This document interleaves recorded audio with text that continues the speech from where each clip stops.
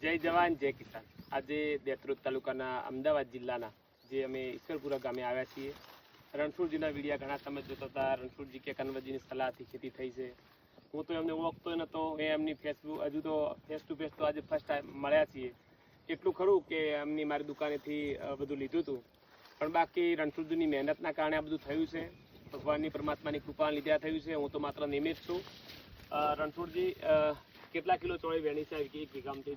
એક વીઘામાંથી મેં 656 કિલો જેવી ચોરી વેણી। હા હા, લગભગ 50,000 57,000 ની 57,000 થઈ છે।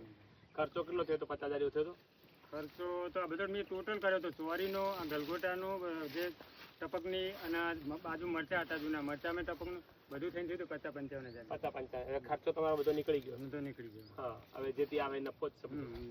ના, ખરેખર બહુ સરસ। હજુ તો આ તો કશું જ નથી। ચોળી તો હજુ તો 50-55,000 થઈ જ છે, પણ હું તો એવું માનું છું કે 3 થી 4 ગણી થવાની બાકી છે।